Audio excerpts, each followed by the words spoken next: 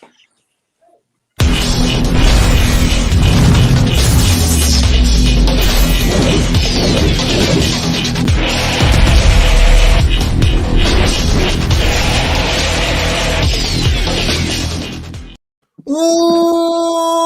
up, though, everybody? This is Kyle, and you are back watching, listening, consuming, however the fuck you're doing it. You're watching Knockouts and Three Counts, and we appreciate you. And we've got a very special guest with us tonight. So, as many of you guys that have been following us for a while, you know Sam Adonis. Well, we have his better half and one of the most badass female wrestlers you're going to watch right now, the beautiful Miss Ray Lyn. How you doing? Hey, guys. How are you? Not too bad, not too bad. I'm just, like we were saying before we hit the go live button, I'm just glad to be done with work for the day. How about yourself? I am too. I mean, I wish I wasn't trying to diet to look good for wrestling because I'd be having a beer right now for sure. Hey, I am not mad at that. I mean, you're already doing a pretty damn good job with the fitness thing, which that's one of the things I wanted to talk to you about anyways, because we follow each other on Instagram, and I see you in the gym killing it all the time. So tell me about the fitness routine and let everybody know where they can find you and all that good stuff. So yeah, I work out a lot. In the mornings, my best friend comes over my house. We wake up around 5. We get started at 5:30. So the morning we do more of like a conditioning training, and then I go to the gym at night with Sam and we lift. I've been a little less consistent lately because I am working a lot more than I have before. COVID's crazy, right? So I actually have like a full-time job now. So my training is a little inconsistent, probably only 4 days a week, whereas I used to be 7. So savage over here. Yeah. You were one of the no day off kind of people, huh? Yeah. Unless like my body was like, hey, I need a break. And then like maybe I would think about it. So I'm going to need you to give Corey this kind of motivation because I've been trying to. My hair is literally wet from the shower. I just spent 45 minutes on the treadmill to take a shower, so I don't want to hear nothing. No, I tried to get this man to go to the gym yesterday. Called this motherfucker, bro. I'm sleeping. Well, the dad life does that to you once in a while. I mean, it happens sometimes. Like my best friend, she lives across the street from me, but there are mornings she's like, one of us can't do it. There are just some mornings it's like, dude, I just can't, because 5 o'clock in the morning comes quick. So yeah, I've always struggled with that morning workout myself. I always wanted to, like, it would be so much more convenient with the schedule and everything. But sleep is so much better, though. So it's like... I don't know about that. I feel if I don't work out before work, though, like, I have a hard time doing it after. See, that's what I was saying in the DM. Morning, I just have more energy. I totally respect that. Yeah, go ahead. That is 100% true. I mean, I'm not taking nothing away from it, but, man... It's hard. It's hard. It's like you have to... I don't want to do it. I have to force myself to do it. But then once I'm up, I'm like, all right, here we go. Time to grind. All right. So we've already brought it up. So we all know that you and Sam have been doing your thing for a little while. So tell me how it's got to be dating this dude, because, man, I was just with him in Texas, and dude's a wild ride. He's my brother at this point, but dude's a wild ride. I don't know he's so calm at home. See, that's that work-life balance. Yeah. I mean, here at home, like I said, we train, we have our dog, we go, like, we just do, like, I don't know, since COVID, we just do, like, family stuff. We're always taking the dog for walks and that's literally what we did. Stuff like that. He's wild, but I think I've definitely calmed him down. That's literally what we did before I went and cracked some time at the gym, is we took the dogs for a walk, took the kids out, and I rode the skateboard around like an old man. See, it's like enjoyable though. It's a nice day. Get outside, walk the dog. Well, tell me about that. So the famous Star-Lord Yukon, man. So first of all, badass name. Second of all, where did the name come from? I pretty much know what the answer to that's going to be. And how are you guys adjusting to having a little guy around, man? He's quite the little ham from what I can see. Oh my gosh, when we first got him, I don't think either one of us realized how much work it is to have a puppy. Like, they need so much attention. I grew up with dogs, but I guess my parents did most of the work because I don't remember it being that hard. Like he had to go outside. That's because they did most of the work. Huh? That's because they did most of the work. At least mine did. Oh, mine did all the work. Like I maybe took the dog out like once a week. Whereas we had to take him out every single hour, and he's always getting into things he shouldn't. But he's great. Aren't they always, though? That's the worst part. The puppy life is such just a whenever he abusive starts relationship. It really honestly is. He literally will get into something and get his stomach upset, and I gotta take him out all the time. Like all throughout the night, he's waking me up to go outside. Yeah. So we just so my grandma and grandpa passed within like the last 5 years. So we not only already had two dogs here as it was, but we've also now inherited my grandma's other dog that was at the other house. And that, at least the good part about having a younger dog is like, at least with the younger ones, like you can still train them, right? Where like this one is like 13 and don't want to hear shit I got to say, and will look right at you and be like, "Fuck you, I don't want to go outside." And just pee right on the floor. It's the little badass dog. You're not kidding. But enough about the dogs. Let's talk a little bit more about you. You've been pretty busy lately. Anybody that's been paying attention, you've been doing your thing on AEW Dark Elevation and all about that. So first of all, tell me about that, and what are your thoughts now after the matches you've had thus far? And had to be nice to get out of Pittsburgh for a little bit, because I know you guys get a lot of the same weather we get here in Detroit. Yeah, I mean, I actually lived in Detroit for a little bit, so we'll go to that later. All right. But yeah, I mean, I feel like I haven't been as busy as I was in years past. I guess I have a decent schedule again where I've been wrestling almost every weekend, but like before I was wrestling like 3 or 4 times a week. Now it's maybe once. So that's kind of weird, right? It was really great to get down to Florida and see some sunshine. It was a bit chilly while I was down there.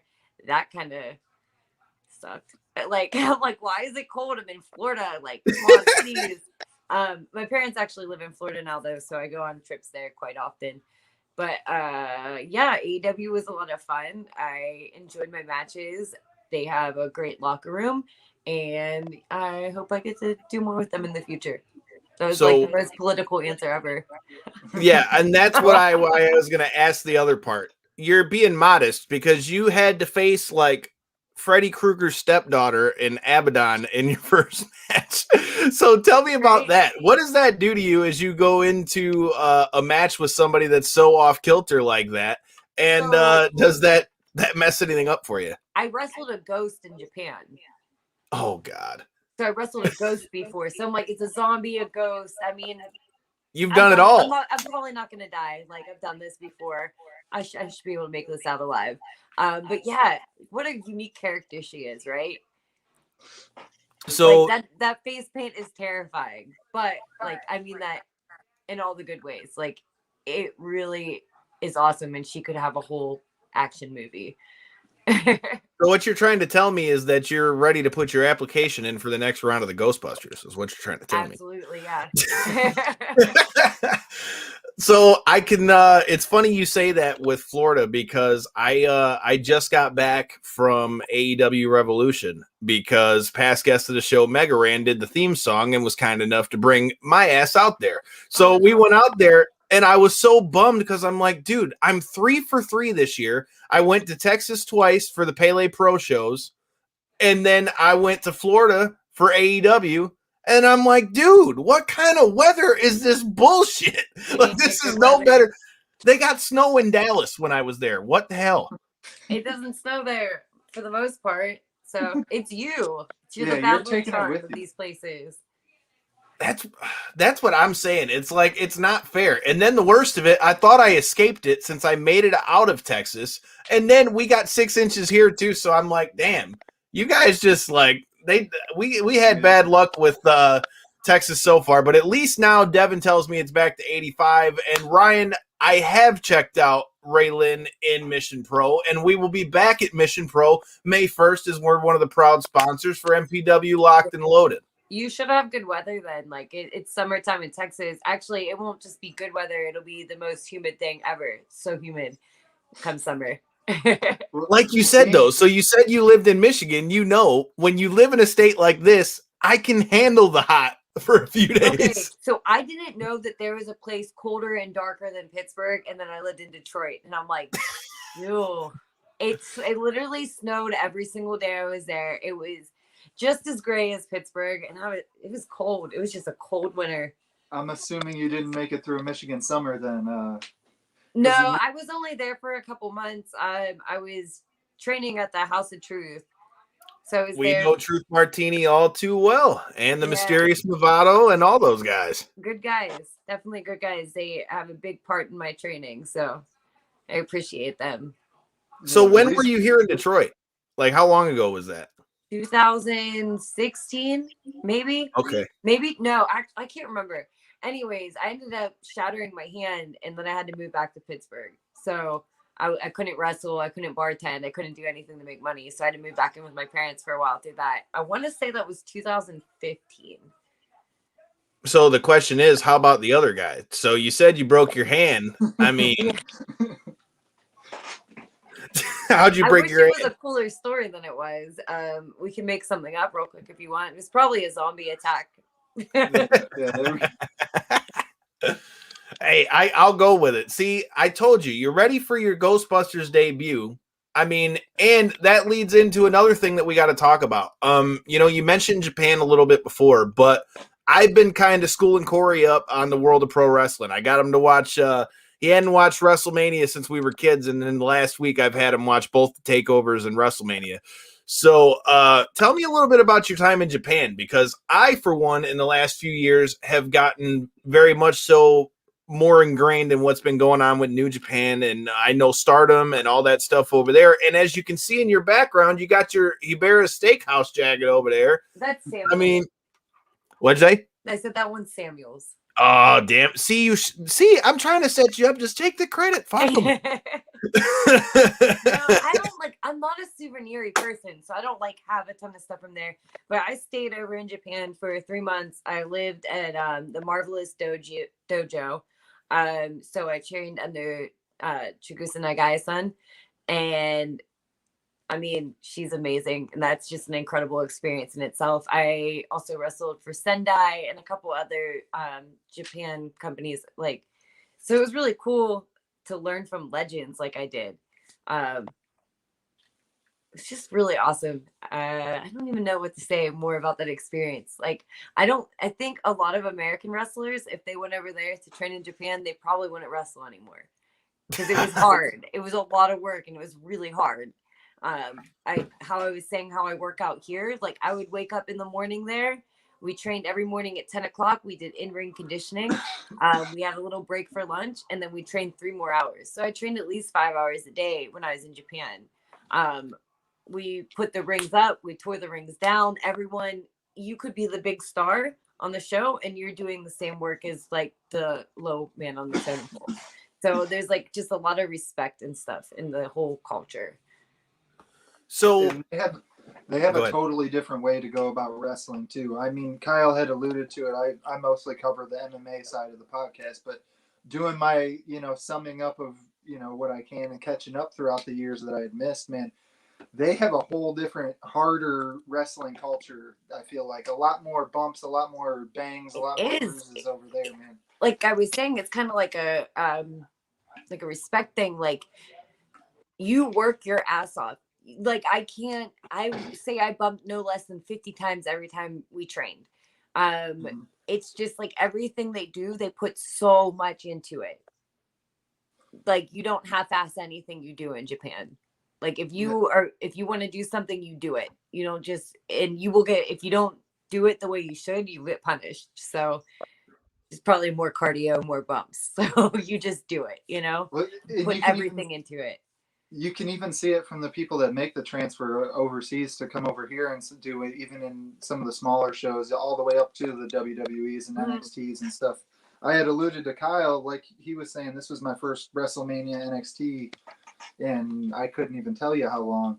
And my winner throughout the weekend, what was her name again, Kyle? Io Shirai. Yeah, Io Shirai. Oh, Io Shirai, and that's so good. They have a whole different style. You can tell it's not a not give a fuck, because that's not the right way to describe it. They truly care about the way it looks, but they go about it in a way where it's like balls out, I guess you could The say. recklessness, man. The recklessness and wanting to put on a show. They put their bodies on the line. So that's the thing. A lot of times in Japan, because they do wrestle like that, their careers are, especially for the women, the careers are very short. They start when they're like 15. So when I was living in the dojo, there were girls that had dropped out of high school to come do this. So, I mean, it's dishonorable if you would want to quit. So they can't quit. They have to do it now. So you've quit school, you have to do this. But they usually quit around 25 because their body is like there was a girl I lived with. She had already had 3 major injuries and she was 20 years old. But yeah, I mean, they really just put it all out there on the line, which is cool. But I mean, did you get any of trying to have some longevity? Yeah. Did you get any of the I'm a foreigner, here's an extra bump type deal? Like, did anybody go hard on you because of the fact that you're, blonde hair, blue eye, So not at the dojo I was living in, but whenever I would go and do independent shows, like I remember getting kicked so hard in the chest, I pissed myself. Like in the chest. I was like, fuck. Just like it was. And I have a kickboxing background, so I've been kicked hard, but it was probably one of the hardest kicks I've ever taken. So you just keep teeing this up for me. So you mentioned kickboxing background. I don't know how much you got to notice from getting ready for this show and all that good stuff, but we also cover MMA. We've had guys from UFC, Bellator, all that good stuff on. So tell me a little bit about this kickboxing background and where did it start from? Because I started boxing when I was about 13 and then went into jiu-jitsu and everything else. So how did it start for you? So when I was 4 years old, my mom put me in karate. I don't remember what the first style was that I started because I only wrestled. I only did karate there for 2 years. When I was 6, I switched to a different school, and that was Tang Sudo. I did that until I was 14 or 15. That's when I got my black belt. Around the time I got my black belt, like I was in the kids class till I was 9, but I was just kicking all their asses, so I had to start going to the adult class.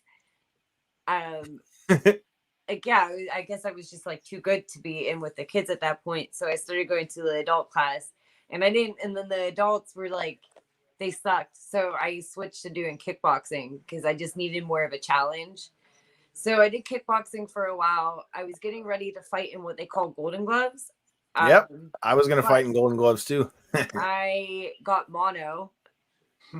I lost so much weight. I was supposed to fight. I can't even remember if I was supposed to be like 120 or 115, but whatever it was, I ended up weighing 95 pounds. I was so sick. Mono whoops your ass. Like it really whoops your ass. I lost so much weight and I lost it so quick and I was so weak. So I really had a hard time getting back into it. And then I just remember like going back into it and I was just so fatigued. Because it kills your gas tank. Yeah. And then you're not really allowed to do contact sports for a while because your spleen gets enlarged from it. Right. So I had to take so much time off of it. And then I just started smoking weed with my friends and I never went back. The quintessential story of I used to do that and then that should be like in a dare class, you know, like my life was going really good and I smoked weed and just kind of hung out. So it's funny you say that. And before I go any farther, somebody let us know in the comments. I got to give a shout out to our boy, Jay Tesla from What Kind of Podcast Is This? He passed away earlier today. So shout out to Jay. Rest in peace, brother, man. We appreciate you. But what I was going to bring up with what you said is now we know where the snap and necks part came from, but there's another part. If you look at the title of what I put on this, you're snapping neck, doing sling blades and giving fades. So tell me about the fades part of that. So you also are a barber in your spare time. Tell me what got you to want to be a barber. And secondly, like I said before, if it's at Warrior or whatever, I'm gonna have you hook me up with the clippers one of these days, man. Oh, that'll happen. So when I got out of high school, like I was kind of a mess. Like I was just bartending and serving. And my one friend was like, "You need to like go to school," and I'm like, "Why? I can just bartend forever." And she's like, "You really can't." So she took me to a cosmetology school nearby, and like basically she's like, "You're always doing everyone's hair and makeup, so like look into this." So I went to the cosmetology school, and I went. Well, it's like 9-month program. I went through. I got my cosmetology license. I worked at some salons and stuff, but when I was younger, I had pretty serious attitude, so it was really hard for me to work with them. I was like 19, 20. So like we'd have these like 16, 17-year-old girls come in and I get in arguments with them all the time. So it just wasn't really going good for It wasn't real conducive to the working relationship. It wasn't. It was bad. I just didn't have the patience I do now. Now I would be fine. But then I just didn't have the patience. So I was cutting this little girl's hair. She was maybe like 4 or 5 years old. And her mom was really sweet and her dad was there. Her dad ended up owning a barber shop. And her dad was like, "Hey, have you ever thought about being a barber?" I said, "I can't cut men's hair. I don't really know anything about it." He's like, "Well, I'd teach you. You'd be my apprentice." So I was like, awesome, free education. So I went and I trained under him. And then the rest of the rest, I quit doing women's hair and I just started barbering from then on out. So it's a really easy, like the great thing about barbering for me is that I make my own schedule. Whereas when I was doing women's hair, it was like, you have to work weekends, you have to do this. It was hard for me to build up my clientele because of that. So being a barber just worked for me. No, so how often at shows are people trying to hit you up for fades, man? Especially all the different wrestlers, man. I mean, I know as a guy, I love having my hair cleaned up. So how often does that happen in these locker rooms? Only since COVID have I let people know that I am a barber. Before that, I didn't really tell people what I was doing. I wrestled so much, I really only cut hair maybe 2 days a week. Now I'm like full-time barber. So I've been cross-promoting it with my Instagram and my Twitter. It's been really good for business for me. So hey, I ain't mad at it. And from what I see, you've got some skills with the clippers. So the question is, do you got a favorite haircut you like to do? Do you like doing bald fade kind of deal? Or are you doing like the taper fade? Before you answer this, I got one extra question too. Do you prefer cutting length or do you prefer a Kyle style shortcut? I like your hair's like a girl, fool. I can cut. No, it's not though. I can cut anything. Bald fades used to be like, I would like get so stressed out when I had to do a bald fade. Like someone would walk in, they'd be like bald fade, and I just start sweating because they're so tedious. And I just feel like, oh my God, it takes me like 45 minutes to do them.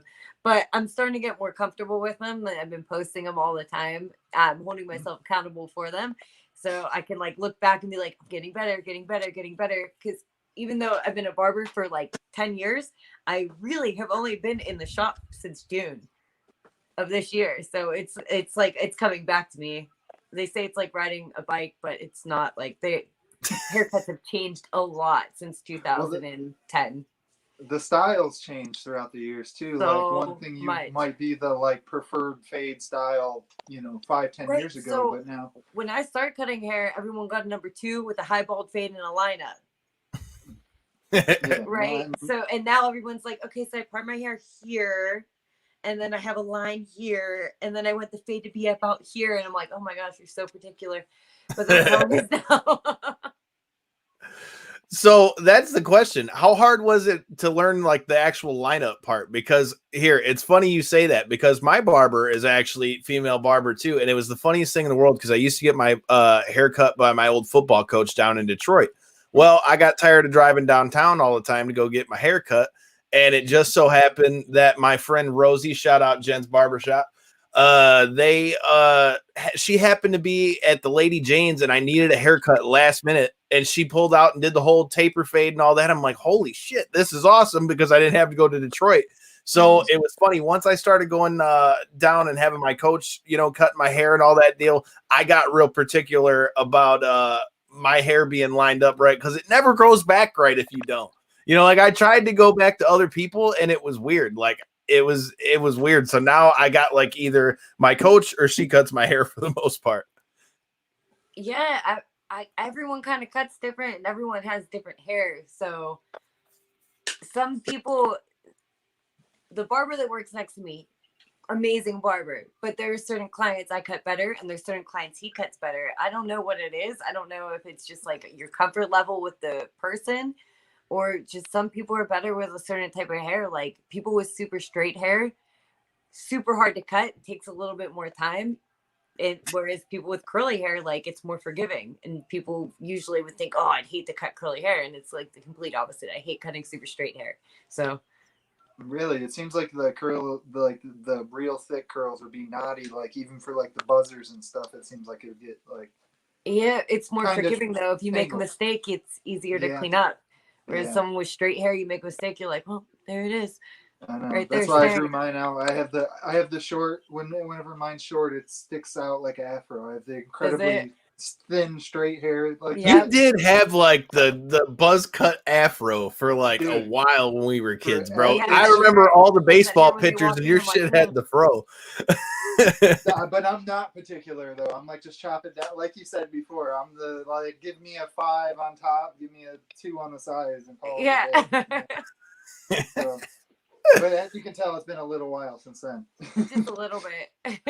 Just a tad bit. Well, we mentioned Mission Pro a little bit earlier in the show, and you know, you've gotten to do some stuff over there at Mission Pro, plus getting to tangle it up with the head honcho herself, Miss Thunder Rosa, for that NWA strap. So tell me about your last experience over there at Mission Pro and what your thoughts are on tangling it up with Rosa. So Thunder Rosa has been one of my best friends since I started wrestling. I don't remember exactly how we met. I think we were like Facebook friends and we met in person. I just love her. I think the world of her. She's a really good friend and she's an amazing athlete, amazing wrestler. And I think her company is awesome what they're doing for women. Every single part of that business is run by a woman. So that's incredible. I had a great match with her for my first time there. I was honored that she chose me to come wrestle her. I'm like, wow, me? Okay. I'm blushing. And then last time I wrestled Kylan King. Mm-hmm. She's incredible. She's someone to watch for sure. I didn't really know much about her other than I saw her on AEW Dark a little bit. But to actually get in the ring with her, it's probably one of my favorite matches of this year. Not probably. It's my favorite match from this year. So if you get an opportunity, go watch that one. It was definitely an interesting style matchup because Kylan is a little bit taller, you know. So I mean most people are. I mean, I'm talking about in general. I'm short my damn self. And you talk about fighting. When I used to box, I was fighting at 5'3", 125, 135. So I feel you. I'm tall, a little taller than that now, but I'm still not too tall. Corey, you Jack and the Beanstalk looking son of a bitch. We weren't talking to you. He just like sits up like this. I know, you know, like just rub it in that we're short, bro. Like, I mean, I love that. All right, so I went to the gym with my little brother. Little brother, the son of a bitch, 7 foot tall. So he is 6'7". So yeah, I feel your pain. I get around him and I'm like, oh yeah, there's levels to this shit. I forgot. The thing is, I don't even feel like I'm that short though. Like I'm very average height, but then you get around like these people in wrestling and these girls are like, some of them are super tall. When I started, it was more like that, but now it's starting to get more girls are my size now. Well, I actually had made note of that to Kyle throughout the weekend. Like I was saying, being this is my first like major event that I had sat down and watched in a long time. And there was a lot of bigs, you know, like tall, strong, you know, incredible. It used to be you either had somebody that was the big or somebody that was incredibly in good shape or somebody that was like the diva type, you know, that was like kind of the 3 roles. But I feel like now they've really progressed that in wrestling, it's all especially types in of women's wrestling. It's awesome. All types of bodies. So I still get told I'm small all the time. I don't get it. Like I work out every day. See, so I've always gotten the small guy thing, and since I boxed since I was 13, most people are just pissed off because I've always had a 6-pack. Well, it don't count. You got Crohn's disease. That's why I said so. Crohn's disease gives you abs? Like this is news to me. I don't think that's how I was like, man, if I would have knew that, shit. I've heard that so many times because I'm a smaller guy, but it's like I've always been the guy that's like super veiny, especially when I'm working out all the time. So it's like Oh, well, you only did that because you got Crohn's disease. Yeah, sure. That also, let's take in the fact that it's harder to eat, which means it's harder to gain muscle, and all those kind of things too. But we don't count those. People don't get it. So that brings up a good question. You mentioned how things have changed so much in wrestling since you started wrestling. What are the biggest changes you think we've seen even in the last, 5 years in women's wrestling? Because you're seeing, between the women's evolution, which was really going on for a long time for anybody who's been really watching wrestling. What are the big things that you've noticed different now? Because I feel like women are getting more spotlight now than I've ever seen. And I've been watching since '96. So I'm going on wrestling for 7-8 year range right now. I think we're pushing towards 8. So when I started, it was still very much like popcorn match, right? And I remember people saying that, and I'm like, I didn't really understand what that meant. I didn't grow up as a wrestling fan, so I didn't get what they meant. There were things that whenever I was training, they'd be like, oh, you'll never do this, you'll never do this. So I don't know. I just didn't realize how actually sexist it was until like later on, whenever things started progressing. There were a lot of matches. I don't even know, like all like the gimmicky, like bra and panty matches and stuff like that. So, I mean, that's something that I would never do. I would just not do it. When I started, I went with a little bit more of like a sexy character, but then I like thought about it more. And I have younger cousins that are teenagers, and I want to be more of a role model for them. And as a woman, we're more than that.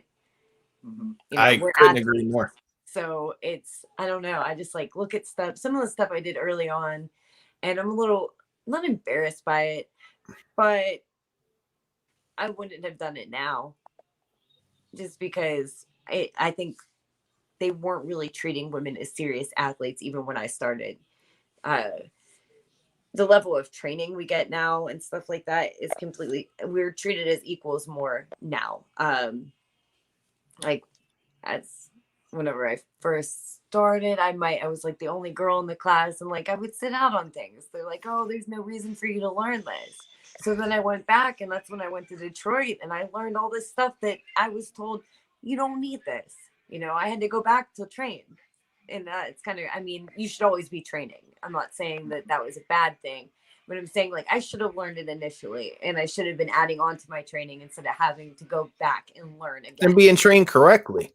Exactly. And I went to a credible school, and I did learn a lot, but I had to go back and learn how to do a body slam.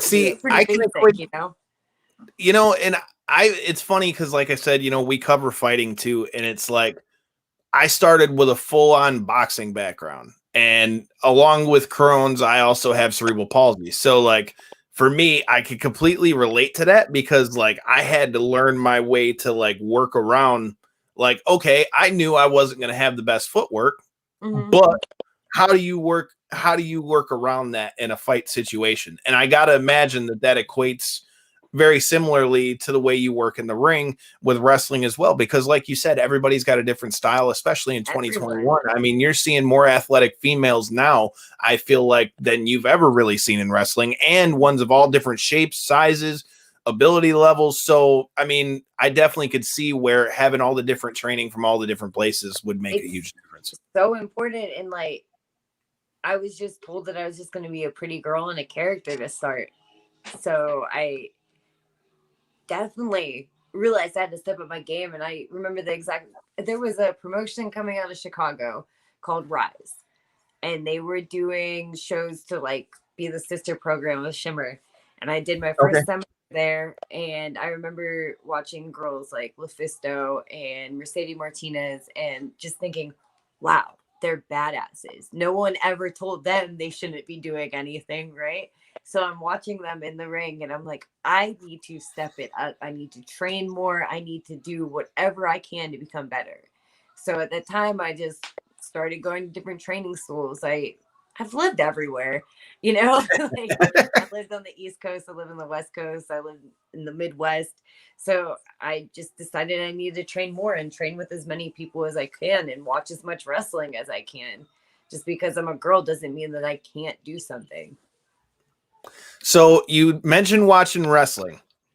We just had the big wrestling weekend. Did you watch WrestleMania? Did you watch TakeOver? Or was there anything in particular that you enjoyed out of the weekend most? I still need to watch TakeOver. TakeOver usually is my favorite. I did Fire. watch it. Yeah, it was good. Don't give me any spoilers. I've done really good about not seeing. I don't care if I see who wins. I just don't want to know what happened in the match. You know. Well, it's worth watching. I'll just tell you that much. I absolutely love Sasha Banks and Bianca Belair. That was great. They brought it. That was great. What was the? I haven't watched the main event on Mania Night 2 yet, though. Roman and Edge and them. Yeah. So that was a great match too, man. It's just, I feel like I wondered how much the weather was going to be a thing because, like, I was at Mania in New York before all that stuff happened, and I was one of the unlucky bastards that got stuck in the front, and we had to wait for the train to come because they go, "Oh, they told us it was going to be over at 10:30." Like, so, oh yeah. So Rhea Ripley and Asuka, love that too. Great match. Well, I remember last year watching Rhea Ripley versus Charlotte Flair and being like, that was great. Man, it was my favorite match of Mania last year. Like, they beat the shit out of each other, and I absolutely loved it. And I was really sad that was her first Mania moment. So I was really happy to see her get to wrestle in front of a crowd this year. So, like, little things like that. And then whenever she was crying during the anthem, I was just like, that girl. I love her. I do. So did it bother you at all? Like, I mean, obviously, I'm assuming you're a fan of Rhea. Like, what are your thoughts on all the backlash about her just going in right away to Raw? No build up, no nothing. Gets title shot, takes the title off of Asuka, who's been one of the better females they've had for a long time. I'm seeing a lot of people online are bitching and complaining about how she got. Always going to be pissed about something online, because everyone's opinions matter, right? So, I think Asuka is obviously like the best, right? But I think it's really cool that they're building up these younger stars like that. And I think Rhea Ripley really has done a lot. And I think like she's next level, you know? And I think that would be an awesome feud for them going back and forth in the future. Oh yeah. As long as they make Asuka, so you mentioned Rhea's match against Charlotte. I mean, as long as they keep Asuka strong like she was when she faced Charlotte, I'm completely cool. I'm completely cool with that match because I feel like unless you make Asuka to be the killer that she should be, then that match is just going to play out, as Rhea running through her, and I don't think that helps anybody. But I know that you got to get up early to go do your workout and all those things. So before I let you get out of here, a question that Sam has answered for us and many other people have answered for us. It's going to be cool to get an answer from the female persuasion. So we have both on the MMA side and the wrestling side of things. We call it on the wrestling side of things, we call it locker room etiquette. And on the MMA side of things, we always ask people about, their pre-fight rituals and all that kind of stuff. We've had everything from bring your own wrist tape, wash your balls, keep your baby mama out the locker room, keep your kids out the locker room, all kinds of different stuff. So if you had any advice for a young female getting into wrestling, what would it be? And if you have any pet peeves as far as the locker room goes, what would they be?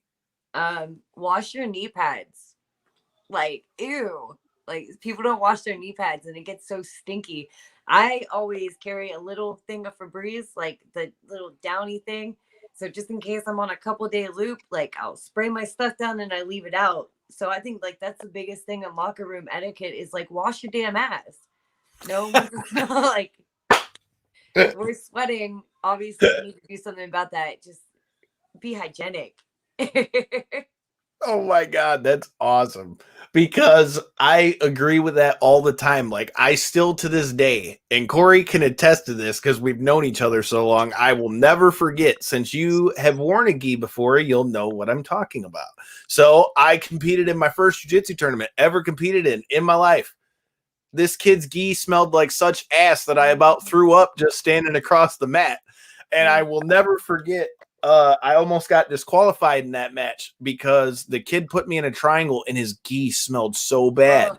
And he's trying to choke me and is pulling my head down into his coat. And after about a good like 30 to 45 seconds of this, I couldn't take no more. So even though the kid outweighed me by a little bit, I stood up, picked him up by his gi lapels, and power bombed the kid. And they're like, "You do that again, you're disqualified." I said, "Well, you should have told him to wash his fucking gi." That's just how I feel like you would have got kicked out of training if you would have came in that nasty.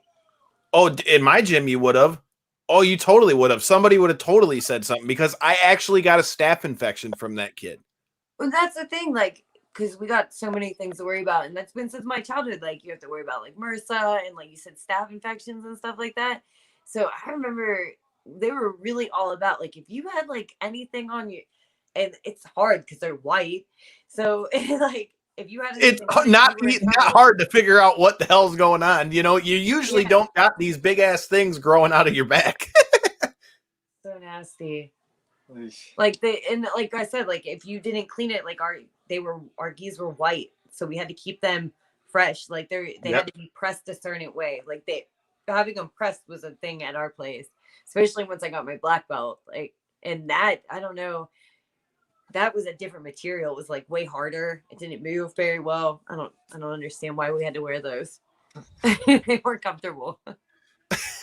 So we did get one question for you in the comments before we get out of here. Tyler wants to know, do you put pineapple on your pizza? Yeah. See, I've been saying this for a while. I was always I always was against the pineapple till I tried it, and then that shit was good. It's so good. Yeah, not every time. Sometimes I don't want that, but sometimes I want pineapple on my pizza.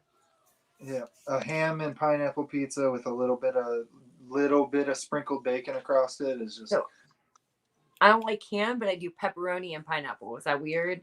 Not at all, though. See, I can't argue with it, but I've just always done the Hawaiian style and sprinkle the little bits of bacon like that, and it tops it off. It really does. If I liked ham, I'm sure I'd be all about that. I do like bacon though. Tyler, you're not a fan of the bacon? I put bacon on my pizza, bro. Come on, man.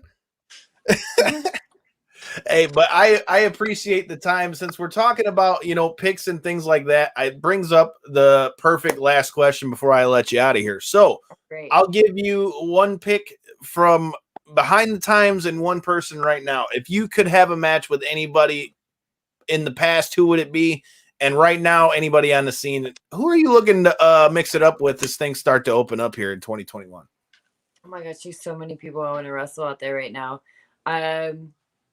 So from the past, it'd be really cool to wrestle my trainer from back in Japan, Shigisa Nagaisen. That'd be great. She was just an amazing. Are you really gonna jump in here? What's up, bro? I waited till you were almost done. But yeah, it's all good. They've seen you on here enough, anyways. And then, there's so many people want to wrestle right now. There was a girl that actually just spent. Guess who else came in? The star of the show, Star-Lord, is making his debut on Knockouts and 3 Counts. Oh my God. See, now all the puppy viewer fans are going to have to check this out too. See, now look at that. I don't even remember the question. Who would you like to wrestle from the past, and who right now in the present are you looking forward to wrestle most? There was a girl that would just spend a year over in Japan at the same dojo as me. Masha Slamovich. I'd love to wrestle her. That'd be great. I met trying to think. I have so many people on my list. Oh, Sky. Okay. Sky Blue. I'd love to wrestle her. Yep, that was just on AEW, right? Upcoming. Yes. She's awesome. I don't know. I have a list somewhere. It's all good. You gave us a couple options, so I appreciate the time. I'm gonna let you. I know. I was gonna say, man, I'm gonna let you get out of here and have some fun with the puppy and Sam. I mean, hey, you guys do your thing. Let everybody know where they can find you on social media and all that good stuff. And hopefully, at one of these shows, maybe when Warrior comes back, we'll all be in the same spot again, and we can all link up in person. Fuck COVID. Right. You can find me on Instagram. It's Raystar5, RAYSTAR5. And you can find me on Twitter at Ray_Lyn, RAY_LYN. Well, like I said, we appreciate the time. Hopefully we didn't bore you too much, and we'll definitely have to do this again soon. For sure. Have a good night. Hey, you guys too. Wow. Thanks. Bye. Well, Corey, what were your thoughts on the beautiful Miss Ray Lyn? Another lovely interview. And she was very excited and well versed, man. When she started talking about all the places she had went to just for training, man, she seemed like she had really been out there a little bit. That's the type of things you like to see and hear out of somebody. A little bit of dedication to their craft.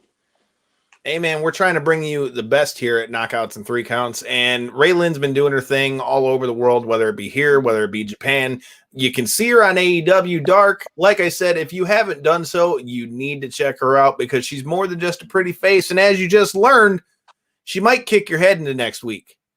Speaking of getting your head kicked into next week, we don't got much time left, Corey, but real brief and all that good stuff before Thursday, which you can check us out here Thursday at 9 p.m. We're going to be talking about Corey's first WrestleMania, what he thought about his WrestleMania, what we see tonight from NXT's debut on Tuesdays for USA, and all those good things in between. Plus, we've got fights this weekend, so there's plenty for us to talk about this Thursday. But since we didn't get to talk about it too much ahead of time and we're short on time, give me your short synopsis of what your thoughts were on this weekend's past UFC card.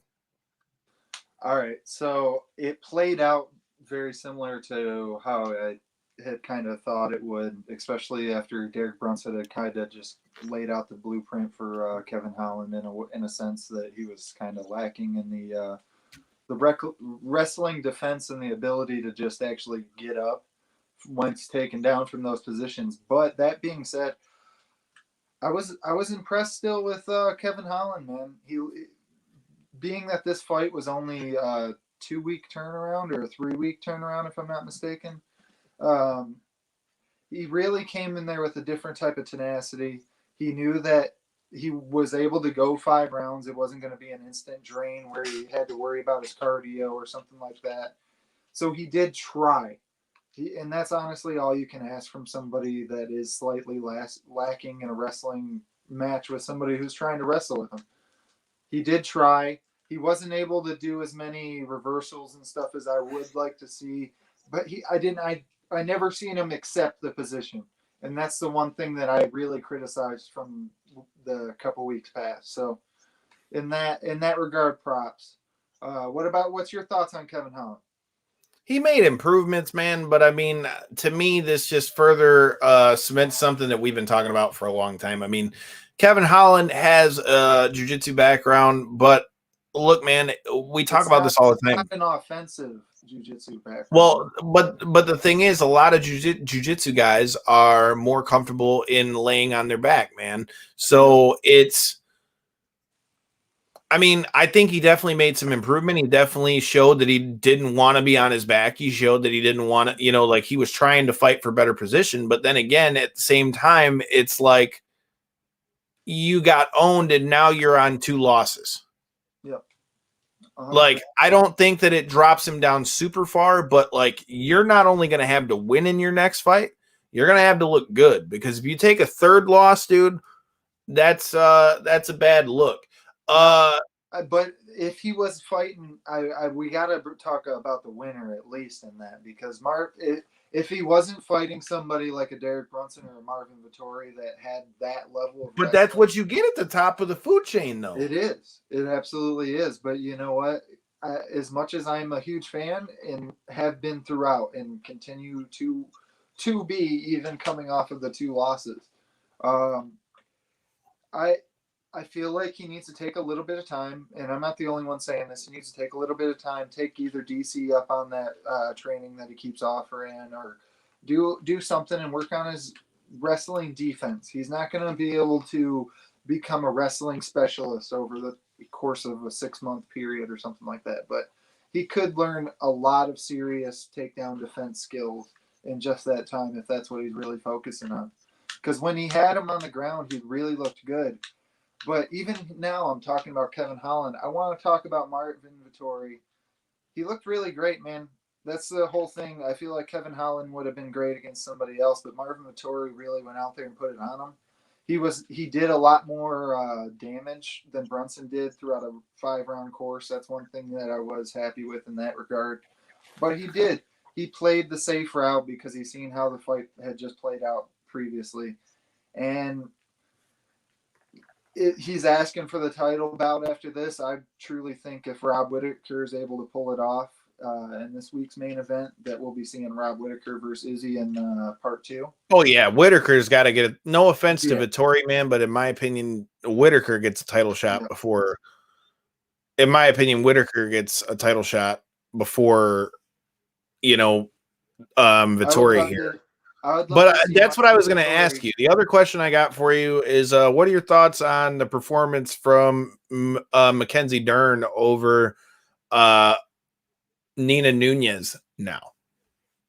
Final point on Marvin. I want to see him fight Paulo Costa, damn it. That would be such a fucking... What about Felder? Felder or not Felder? I didn't mean Felder. I was thinking something totally else. My bad. Don't mind me. I was just listening to Jimmy Smith. Jimmy, what up, though? We were talking. They were talking about Felder and the whole Connor thing and all that good stuff. But Mackenzie Dern was my standout star of the night, in my opinion. Man, she looked awesome. Both her and Arnold Allen, really. Arnold Allen, I know, wasn't able to get the finish, but Super Sadiq Yusuf is a fucking monster, man.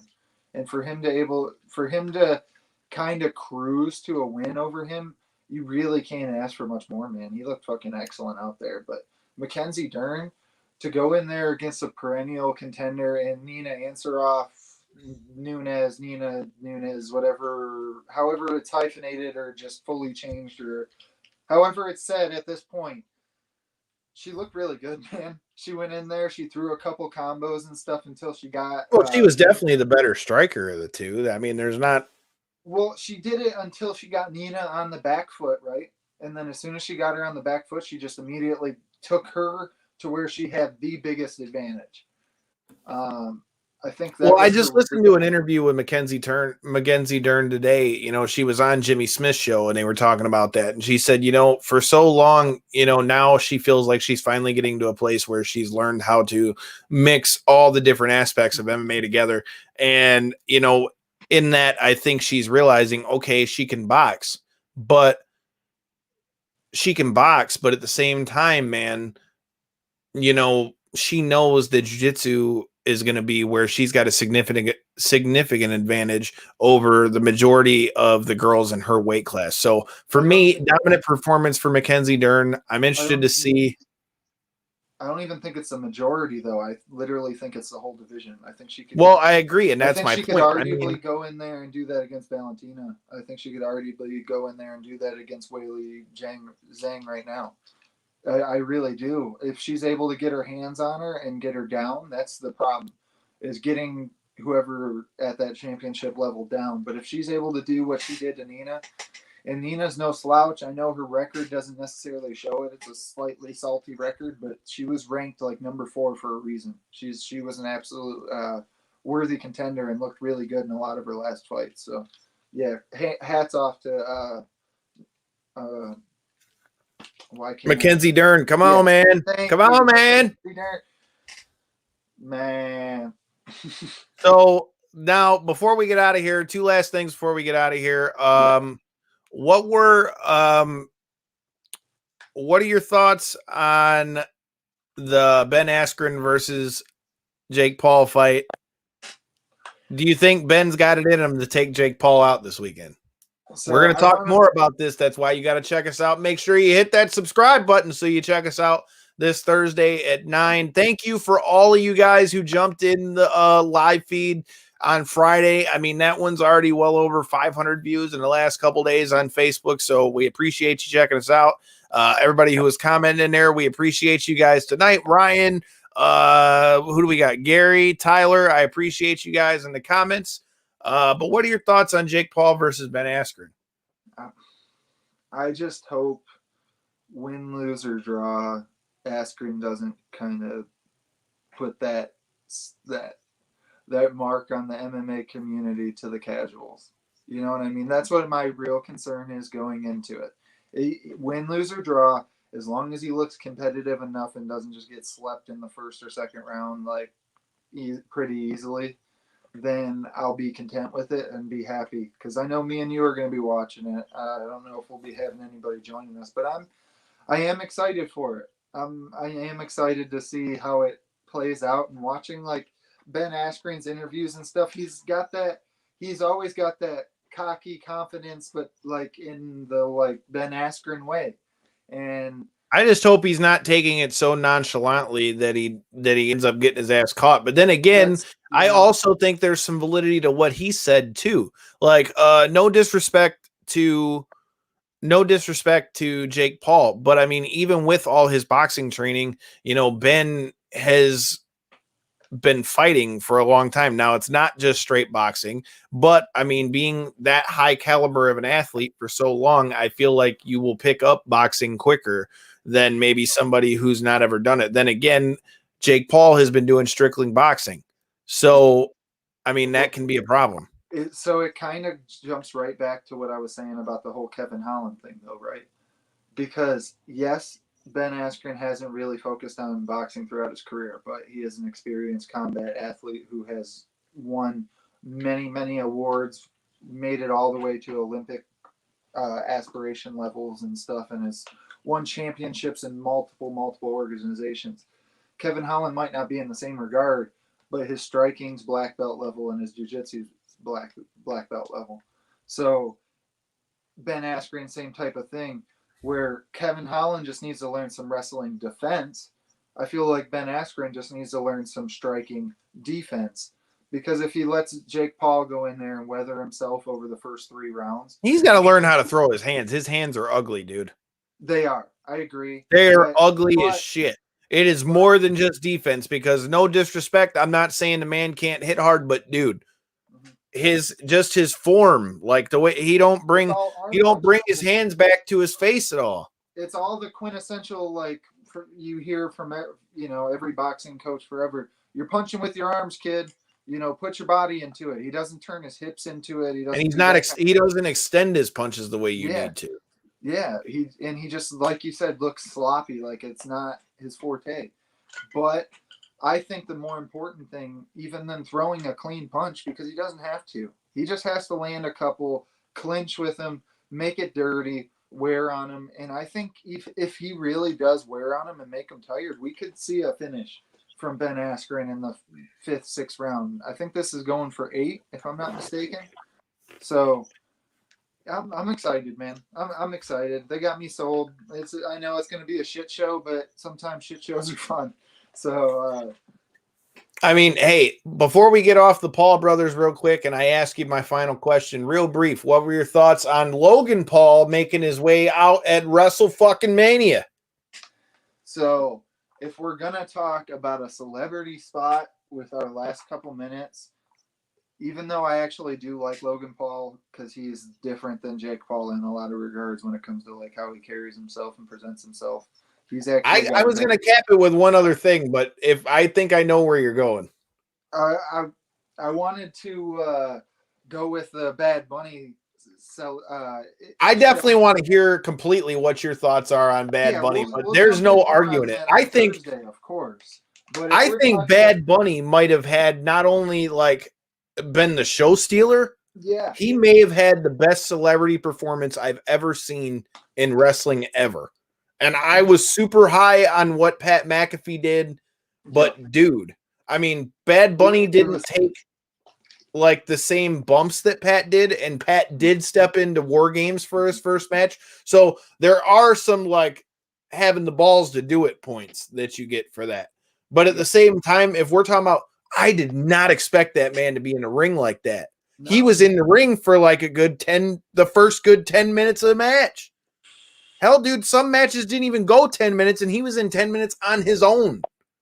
And shout out to The Miz and who was John the Morrison. other? Huh? John Morrison. John Morrison. I swear, isn't that the name of the guy from Red Dead Redemption, John Morrison? Pretty sure it is. But that being said, they really helped lead that dance in a regard. But Bad Bunny looked great, man. He really did, dude. For being a non-wrestling guy. You never know what to expect going into that kind of stuff. I mean, obviously, it's like there's levels to shit shows, like I was just saying. Sometimes they're entertaining, sometimes they're not. That wasn't on a level of a shit show at all. That way surpassed that, man. He looked excellent. He looked like one of the. Now, I truly think it was the performance of The Miz in Jack Morrison, that really kind of helped. Don't get me wrong. Oh, it did. Like, I think The Miz just showed again why he's so underrated. Yeah, I feel like that can't be underplayed. It really can't. But the fact that, like you said, he was able to lead the dance band for like 10 minutes plus and look good. He played the tired role. I mean, granted, I'm sure he was a little tired after doing all that work. But he played the tired role well. He played the taking big shots, giving big shots, jumping off. Like, he played it awesome, man. Honestly, I think he looked like somebody you would see on like a high indie level. He really did. He looked in for that being his first match. Like, that was good. That was really good. He lived up to the moment for sure. I completely agree with you. Well, last thing I want to get to, and we would be remiss not to talk about it. We're going to have to see if we can get him back on here to talk about it a little bit. Shout out to past guest of the show, Jimmy Flick, who recently just abruptly announced his retirement from MMA. What are your thoughts on Jimmy retiring MMA? For anyone who hasn't, and I'm asking you as well if you haven't, but have you seen the piece that they put on MMA Fighting about him? Yeah, I heard all the pieces of it on Jimmy's show today. Yeah, it's heartbreaking, but I'm happy for him, but I'm sad. But I felt like he still had so much to give, but at the same time, that's not his dream, and I'm not like, I can't live somebody else's, like, I can't live vicariously through him, you know what I mean? But man, you talk about somebody who truly, I feel like, had a shot at, like, for real making a huge headwaves.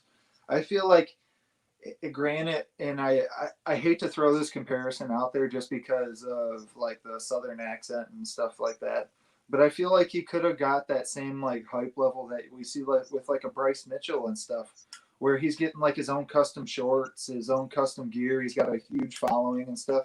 Jimmy Flick was on that same like path in the UFC, even if not even more so.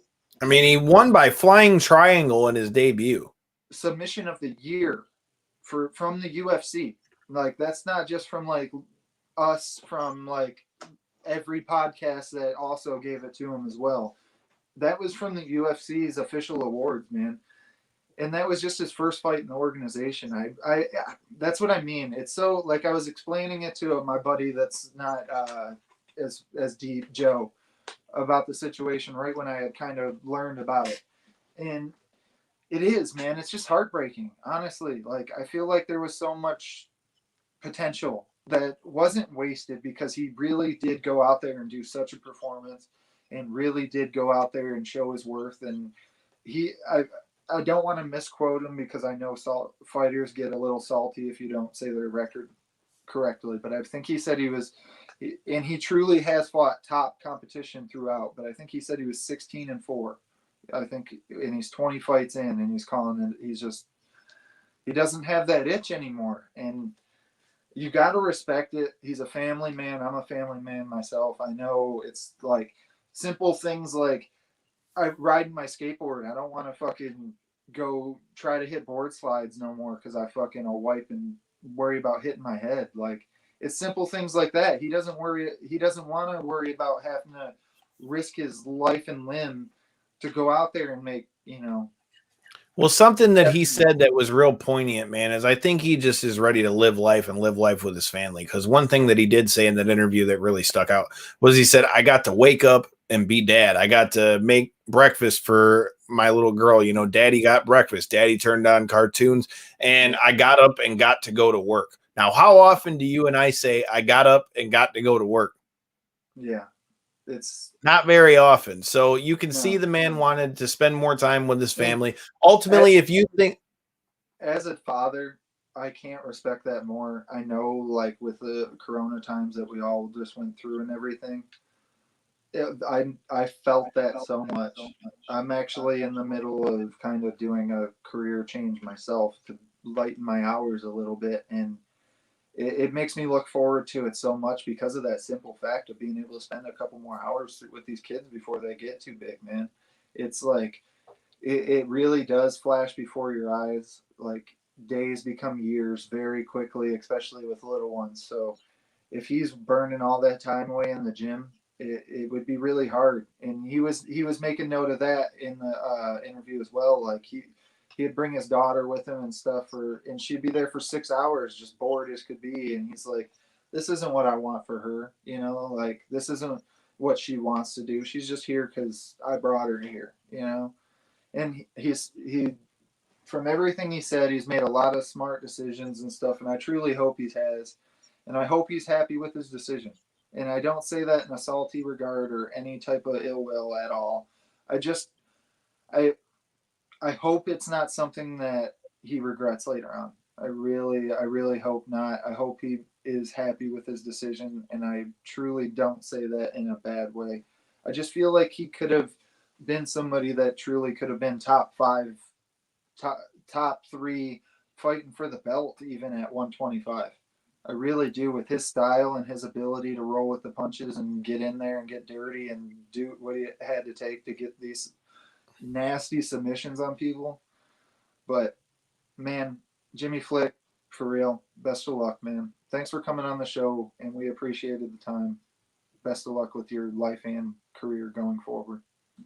Hey, well, we appreciate Ray Lyn for coming on the show, too. Make sure you stay tuned. You never know where she might turn up next. It might be AEW Dark, might be in Japan, might be in Chicago, or hell, like she said tonight, maybe it'll be at the House of Truth or in here in Detroit. And like we said, you got to make sure you hit that subscribe button so that you don't miss any of the action from us here at Knockouts and 3 Counts. As we said, we're sponsoring Mission Pro Wrestling Locked and Loaded May the 1st.